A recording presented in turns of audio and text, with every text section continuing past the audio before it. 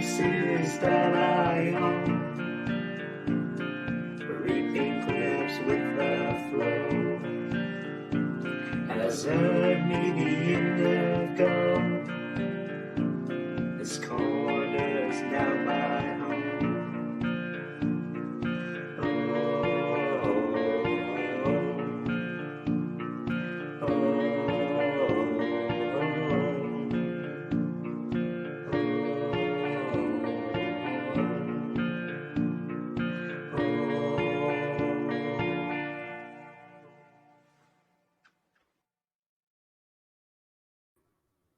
Special thanks to the Shadow Cabal that have made this all possible.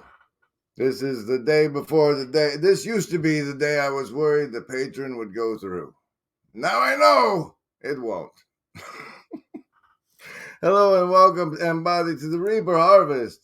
Now the third week in a row where we're going through what the Reapers have brought us on the Broken Clock Tower Discord, which is symbolized there on the right, and we do this work in the tower on the left is the Lobster Monkey Lighthouse. It's very complicated and fun. Also, hey, Ups, good to see you. Lenny, the Chris Show, Anna, me, Dolly, Bo, Nell, Stumps, and Slack. Happy Friday. Did you know that it's Friday and that the Friday morning nameless? I don't know if you put anything out this morning. Anyway, we're going to do some savings throws now. They're for the mind control. It's very complicated, but you'll get it eventually. Maybe.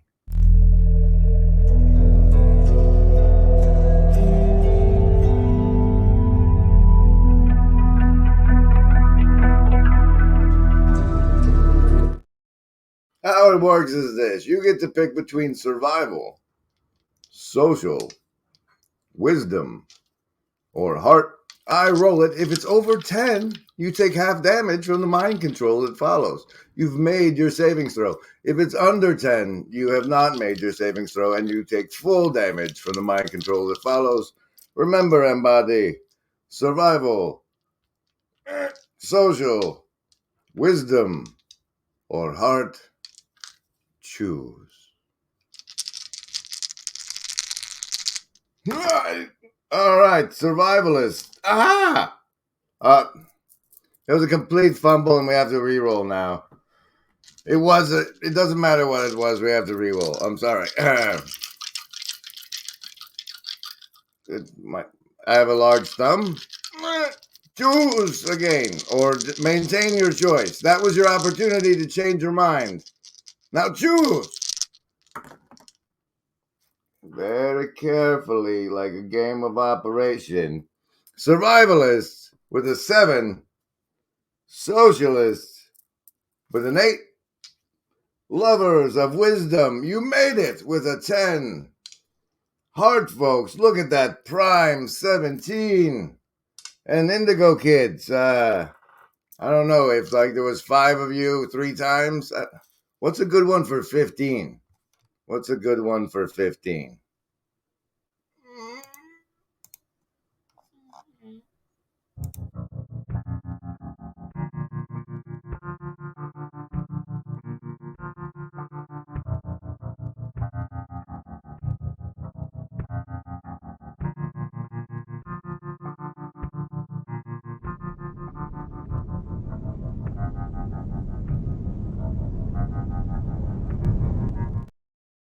Hello, Stephanie. And yes, it's disturbingly windy. If I disappear, it's probably because the wind has knocked out the internet here somehow. Comrade Slacky will need some bonuses today. You do get +2 for participating in the Hive Mind chat, gaining the participatory knowledge of what it's like to help steer a live show by the words you say in the chat box. And today I am going to present now to you this tab this is the clip stream of the Broken Clock Tower. And today, this is all of the deliciousness that the Reapers have brought to us. From here,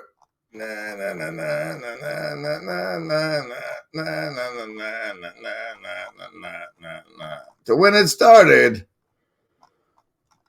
there it is. Last week here.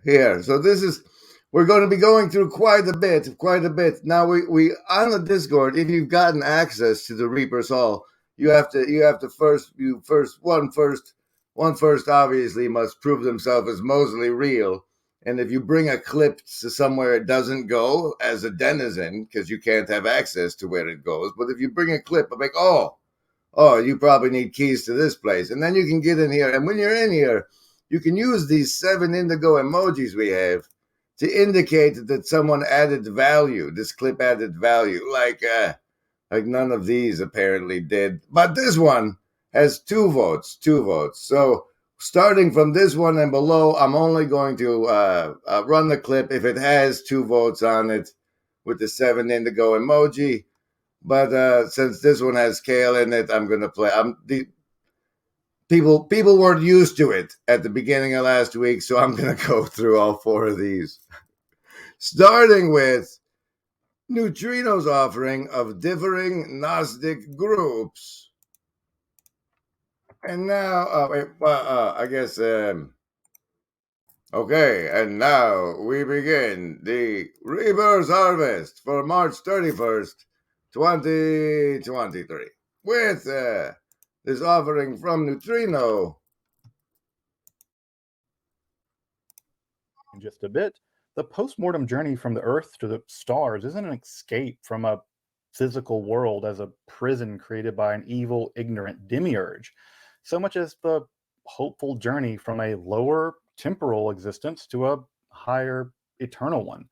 Thus, the books of You never have so much of a cosmic tragedy narrative, such as found in the Sethian literature or, to a lesser extent, the Valentinian literature.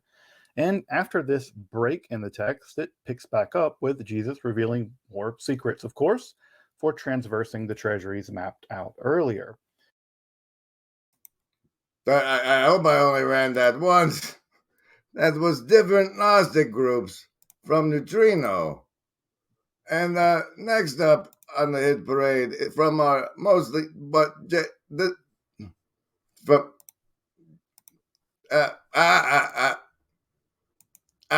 Unfinding Nemo, when understanding something destroys it. Watch Finding Nemo, and after the first 25 seconds, we pressed pause and we said, "Okay, kids, now what you're looking at right now is not real.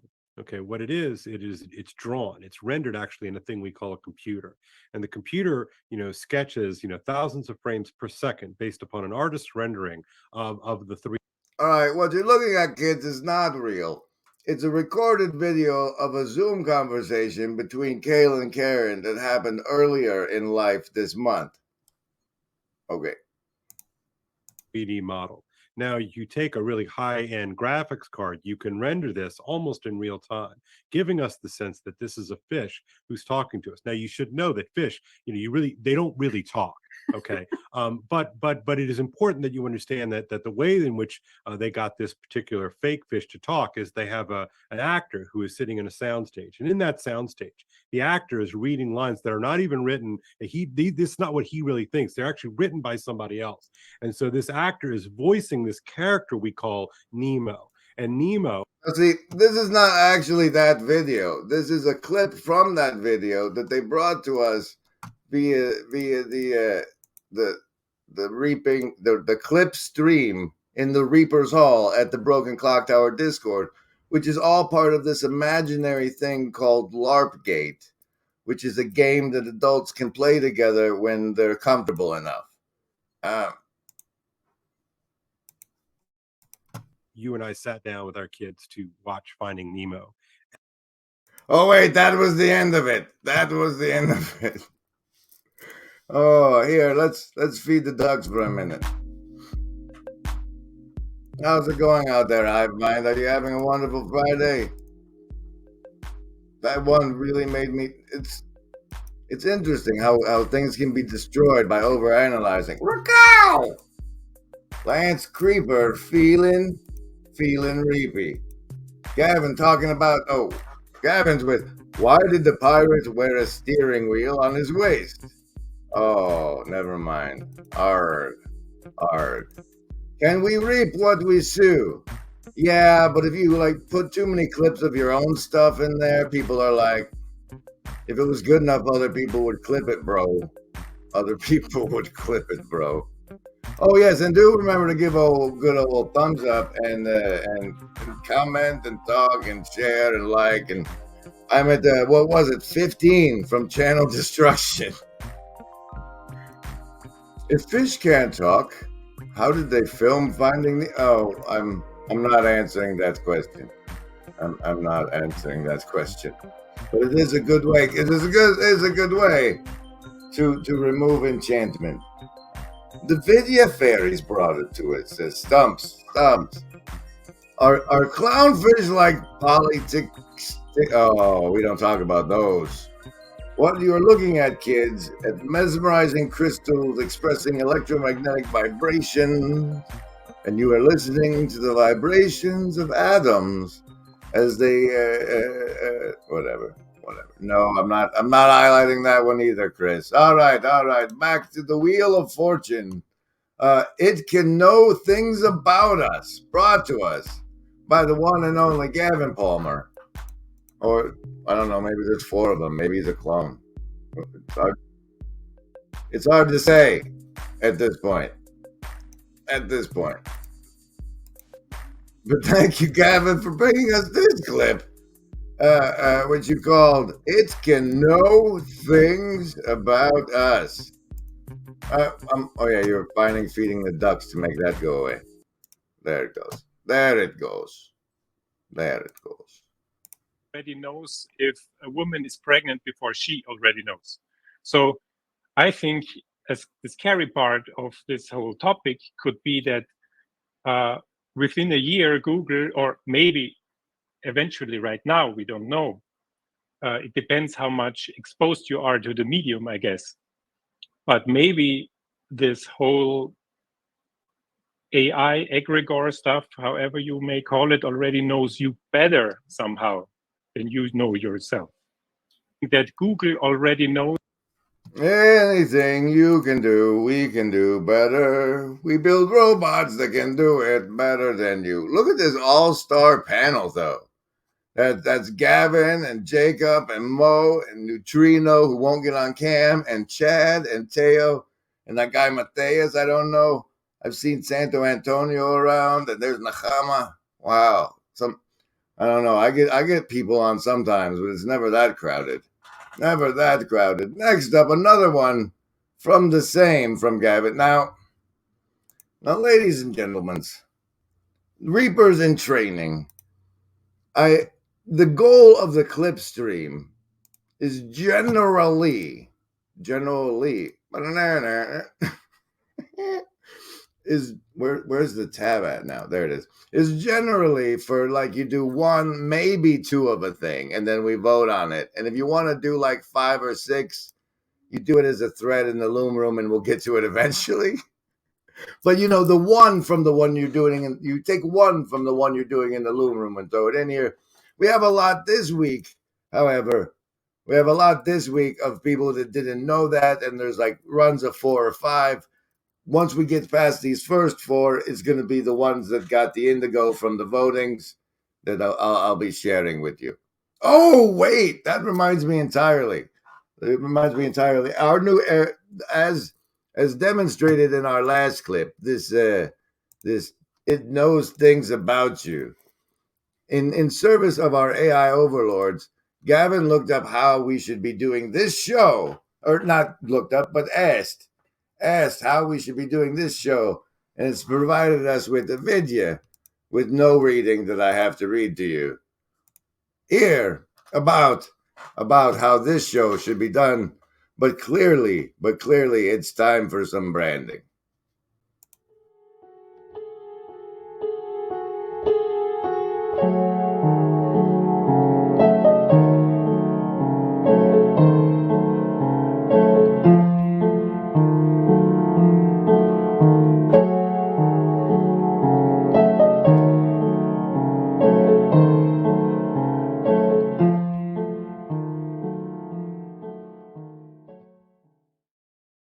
And that was the masterful creative work of DJ Todd. So special thanks to all of those who help out around here, and special thanks to the Shadow Cabal of production executives that make this all possible. Welcome to the Virtually Not Alone experience. Don't forget to like, comment, and subscribe.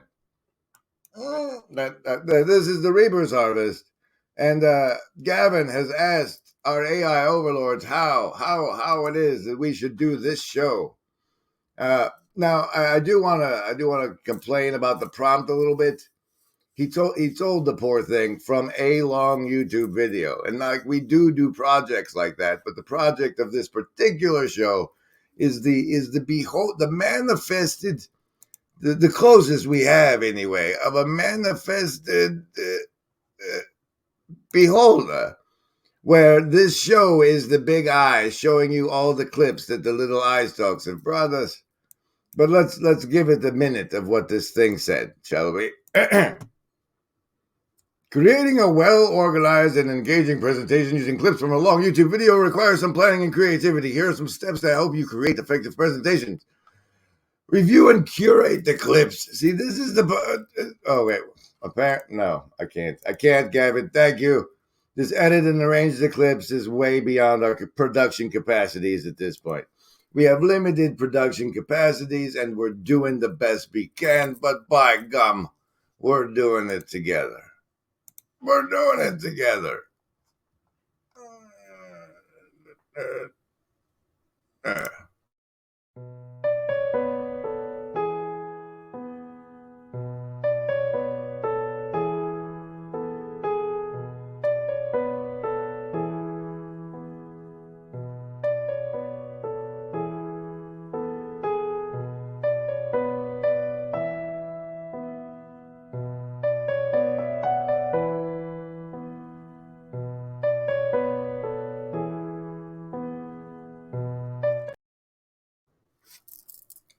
And apparently, if you change brands, it cuts it off in the middle. Welcome back to the Reaper Harvest, ladies and gentlemen. And our next clip in the clip parade was, another one from Gavin, Representation and Spirits. And it's loading up now. I'm going to start auto-playing because it likes me, even though I told it pause. Even though I told it pause. Representation and spirits, ladies. Representation, representation. So if you have a loved one that's passed away, do you keep photos of them? Do you have a video of them? Do you have a diary that they've written that you can read through? And maybe you've got something you're struggling with and you're searching through the diary and you find some sort of answer from there. But none of these things have a particular agency, whereas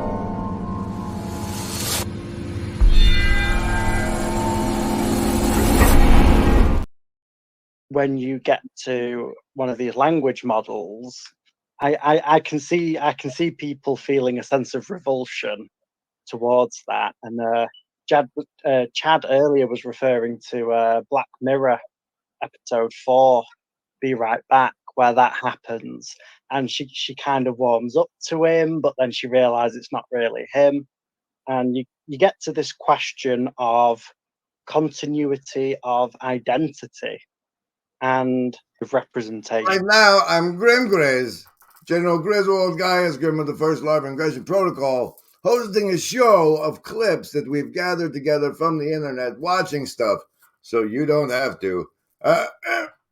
Next up is the third one from Gavin, but this one, ladies and gentlemen, was actually voted on and received 7 indigo bonuses. So this is my argument for the life of the age to come, because right now I am limited. Something clearly went horribly awry. with the In make terms it of how full many screen button there. Let's try this again. Oh, look, pick your comments on the screen. Oh, wait, what'd you call this, Gavin? An argument for the age to come. So this is my argument for the life of the age to come. Because right now I am limited in terms of how many of you I get to know. And it sucks. And when we've been there 10,000 years, bright shining as the sun, we've no less day to sing God's praise. And part of singing God's praise is going to be in conversation with each other. Look at how praise is done in the Psalms. You get a whole bunch of people and you put somebody on stage and you say, this person has qualities, and you praise them before the congregation. Well, on behalf of the fraternal regiment embodying narcissistic sociopathy, I think that this might be one of the best opportunities for us to embody the ecology of practice just described. People. Let's go over And it part once of singing more. God's praise is going to be, this is done in the Psalms. You get a whole bunch of people and you put somebody on stage and you say, this person has qualities, and you praise them before the congregation. Meanwhile, it's good to see you. It's good to see you, Tequan Soho. I was just like literally earlier this morning sitting over there thinking, man, am I going to have to Discord message that guy and see if he's dead or not? So that's lovely. Oh, I did, but that clip was close enough to finish. The next one that received three 7 indigo votes from the Defense Against the Dark Arts from the stream with me and Teo that one Saturday. What's the that enemy called Defense Against the Dark Arts? what are you trying to teach? What's the good that you're pointing to? Do you know all the things you've learned between like from being in Nigeria until now? Like, in my head, there's like somewhere between like 12 and 14. There's somebody who's had none of that and has been like in a, like they come home from school and they get on their device and then they go back to school and that's their life. And then all of a sudden the world lands on them. Like everything that person would need to know is probably Defense Against the Dark Arts to me, because this world is a PvP server. Like life feeds on life. What are you trying to teach? What's the good that you're would just come hang out and work from our office, and they would work on Twitter and they would work on Odeo, and then they would go back and be like, is this guy Dunstan working for us? No, like his day job is redesigning the apple.com homepage, but he's bored with that. So he works. Yeah, he works in your office. Yeah, works in our office and contributes. And there were lots and lots of people like that. Yeah, and that led to a culture that valued the outside and valued the community. So the word tweet, hashtags, @replies, retweets, tweet streams, inline images, inline video, short links, every search, everything we think of, trending topics, everything we think of as Twitter was not invented by the company of Twitter. It was all invented by the users and the developer community. And then Twitter spaces and all sorts. They did what? Then Twitter did what? I mean, I know you guys only got a minute, but you got to slide around in the minute to make sure. No, thanks, Neutrino. That was a good one. That was a good one from Neutrino. People just want to hang out was the point of that one. And here's the next one from me apparently I sometimes put things in the clip stream myself. This one's called "If You Don't, They Will." I sometimes put clips in the clip stream myself, and this one is called "If You Don't, They Will," and it's got at least one vote on it. It might have been from me, but. How Catholic social justice differs from the secular concept of social justice. I could bring up Catherine Doherty, who was a friend of Dorothy Day. Yeah, Larry, you know about her? Yeah. So one thing that is noteworthy about her in this context is that she had to flee Russia after the Communist Revolution. And when she went around America telling people to be more active in social justice, one of the things she said to people was, if you don't do this work, the communists will do it. And while they're doing it, they'll evangelize the poor into communism, and they'll be lost to the church, right? So that's a case where we can see that there's a clear split between Catholic social justice and other forms of social justice, and that there are many reasons for Catholics to be doing social justice, and one of them is that if we don't do it, someone else will. How You see how the masterful clipper there ended it. I mean, I still have to. This part's hard, pausing it so it doesn't loop, loading up the next one before the next thing. These things I do for you to bring you this Reaper's harvest are all enabled by the shadow cabal of production executives that have clicked the links in the description and such. And such. Welcome, Embody. Welcome, Embody. How about a musical break for some of this? It's only half an hour deep, and you want to do a break already, dude? Yes, I do. Oh, okay. It's your show. It's your show.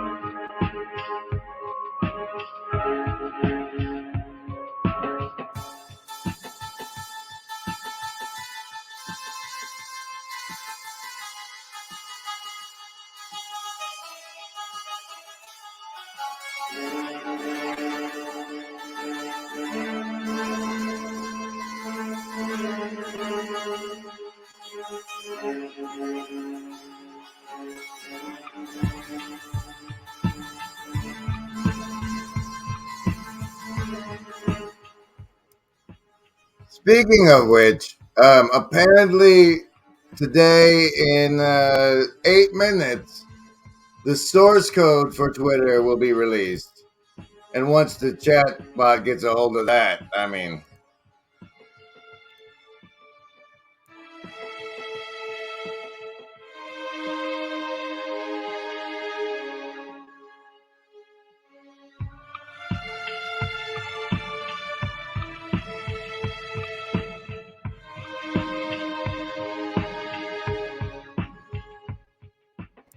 Clint says, tie that if I don't do it, the commies will, to the Moloch game from the choices I last posted today.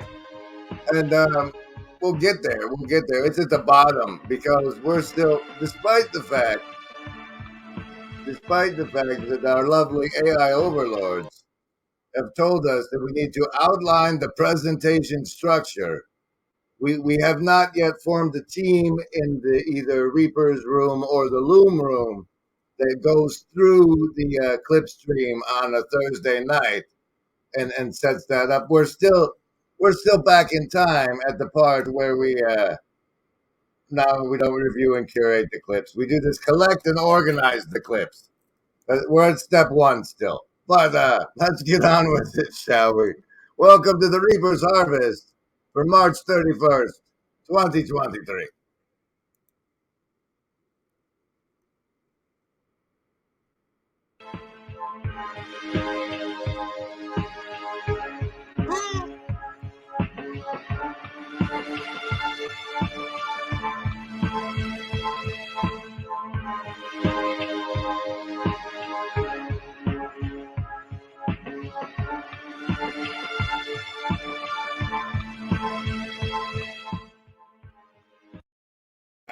All right. Well, you ain't kidding. You ain't kidding, Clint. You're not kidding. All right. Next up, what do we have? What do we have? Share this tab. Oh, yes. If you don't, they will was the last one. And let's see. That one it's got a survival vote, but no indigos. This. Oh, yes. Here in the Loom room, here's the links to the Loom room for the Karen Kale thread, which, whoa, here. Where there's 4 clips, and we'll grab this one from Stephanie. Just because. Just because. Go. No, what have you done?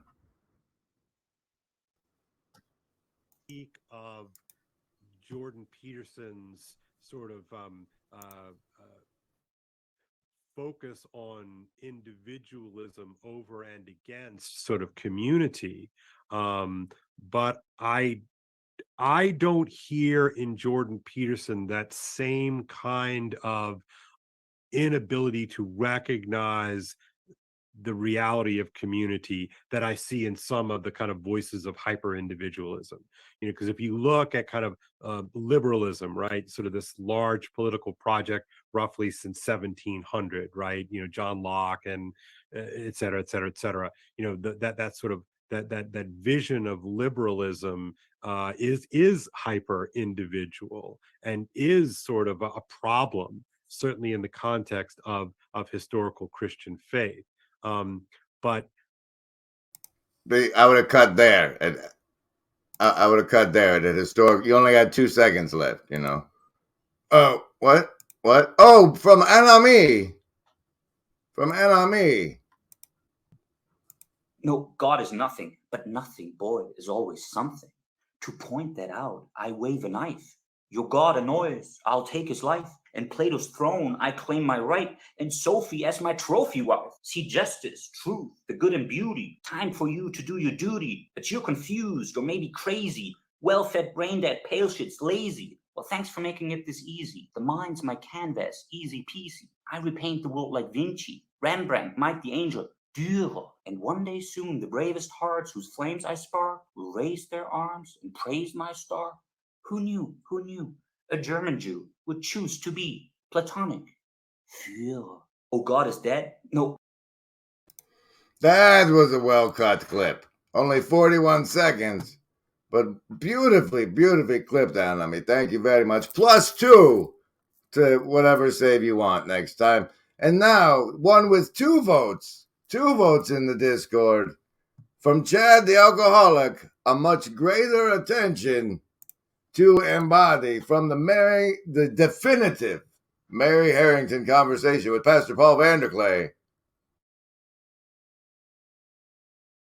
You can't be nihilistic about, Right. even if you take on board the insights of postmodernism, you can't be nihilistic about them if you're a minister, because otherwise, why are we even here? Right.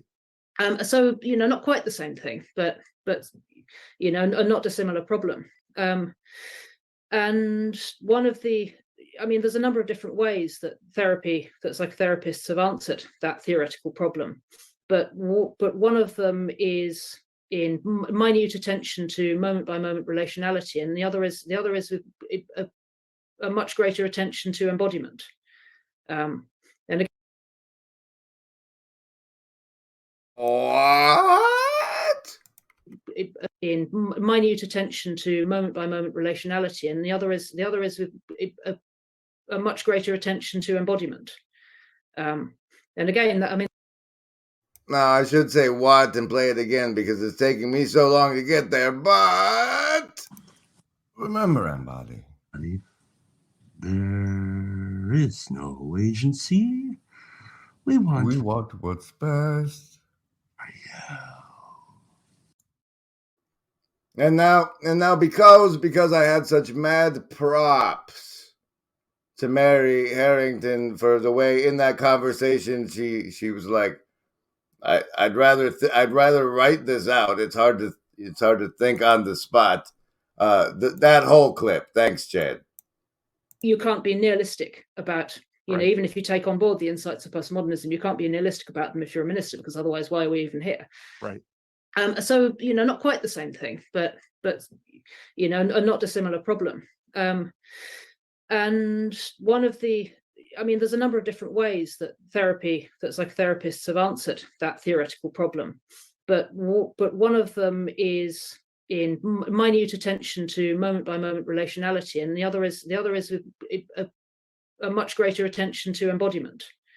And again, that subsequently sort of percolated out in kind of pop psychology in ways which I think are not especially beneficial. But in terms of therapeutic practice, it's immensely important and immensely powerful, particularly when you're working with people with complex trauma, for example. To attend to embodiment and to attend in relationship within the therapeutic relationship to somebody's embodied experience, and also you can't be nihilistic.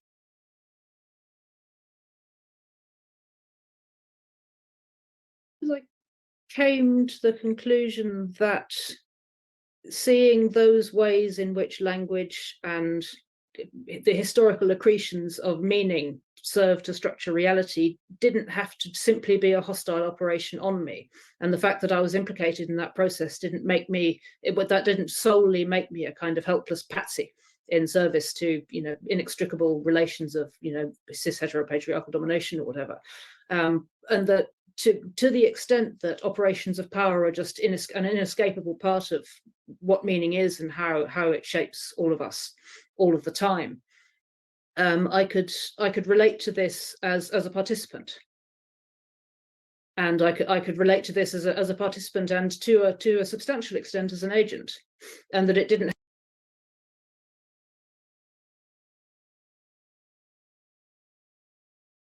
I didn't have to feel as though I was being destroyed in the process, and that also that opened up the space for Open up the space for what?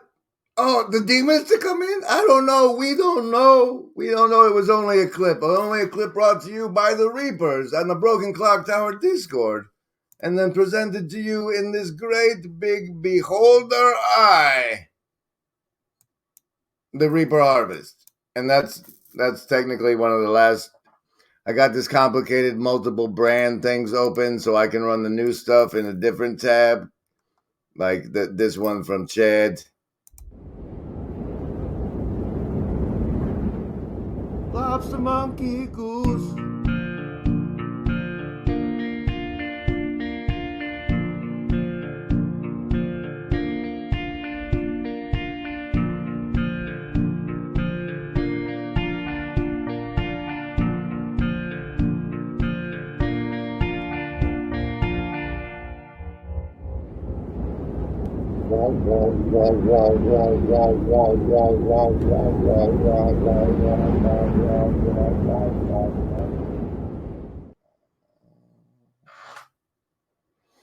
Wow. There's been some controversy in the hive mind during these last couple clips when Gavin opened up with "These people look like book collectors," and Lenny responds with "Books in the background is a virtue signal." Or could it be that they've read books and like books and are book fetishists, and they happen to also use a computer in which they put in the book fetish room? I mean, look, I have status. Okay, all right, there we go. No, I had virtue or status. I don't know. There's some books over there. Bibliophiles and religious ones who take the biblio part to the extreme. Next up on the Reaper Harvest Clip Parade that got a vote, Clint D with his clip without play losing the map from a JBP toke. That what I think is so profound about, like JJ Gibbs. You're supposed to do that part first. And mute myself? Son of a. That what I think is so profound about, like JJ Gibson's work and some of these people that we're referencing, and is you actually can't see the meaning in the world if you can't act it out, right? What we perceive is actually dependent on how we can act. And so when we engage with something like Rough and Tumble, we're actually mapping in the different potential meanings of touch. And when we don't get that opportunity to engage in Rough and Tumble play, what's actually happening is that we're losing the map of what a physical interaction can. That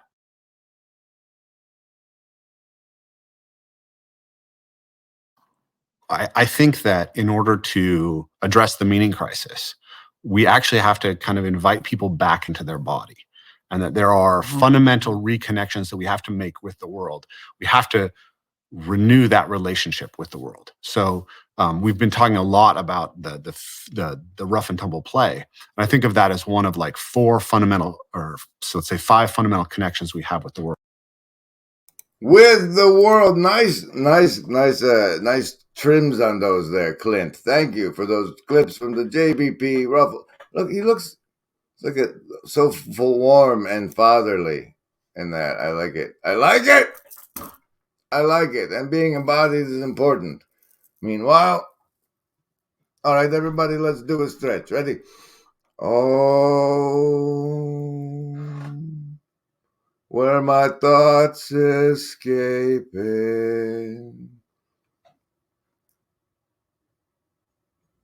All right, just one.